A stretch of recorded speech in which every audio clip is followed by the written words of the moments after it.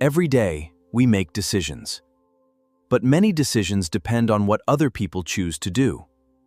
This is the world of game theory. The central question is simple. What is the best decision I can make when other intelligent people are making decisions too? In economics, a game is a situation where the outcome depends on the decisions of multiple strategic decision-makers. The decision-makers are called players. They can be individuals, businesses, governments, or even entire countries. Each player has a set of possible actions, known as strategies. The strategy chosen can completely change the final outcome. The result of each combination of decisions is called a payoff.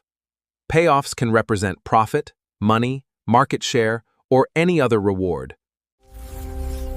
Imagine two competing businesses. Each must decide whether to charge a high price or a low price. The outcome depends not only on your decision, but also on the decision made by your competitor.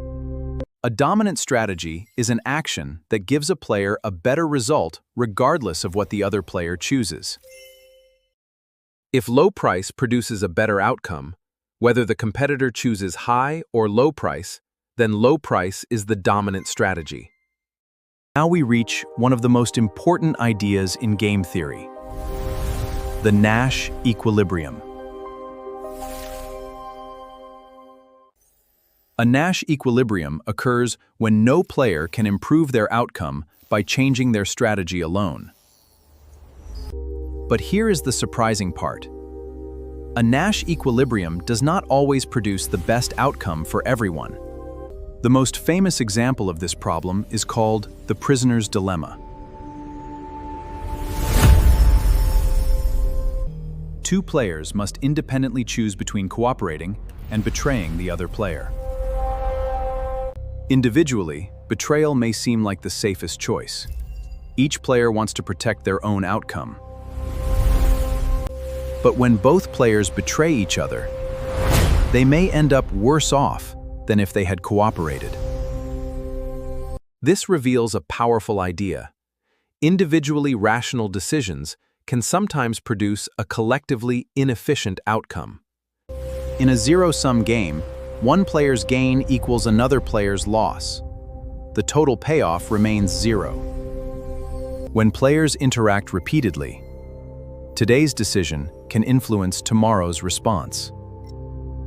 Repeated interaction can encourage cooperation, because players know that future rewards and punishments matter. In a sequential game, players move one after another, creating a strategic chain of decisions. To solve a sequential game, economists often use backward induction. Start at the final decision and work backward. A threat is only powerful if it is credible. If a player would never actually carry it out, the threat has little strategic value. Sometimes, the best strategy is not to choose one action every time, but to randomize between several actions. Game theory also studies situations where one player knows something that another player does not. Mechanism design takes game theory one step further. Instead of simply analyzing the rules, how should we design the rules to produce better outcomes? From business competition and international trade to politics, artificial intelligence, and negotiation, game theory is everywhere. Game theory teaches us that your best decision depends on what others may do. To understand strategy, always ask, what will they choose and how will they respond? Thanks for watching. Please like, share, and subscribe to Ununic Edu. See you in the next lesson.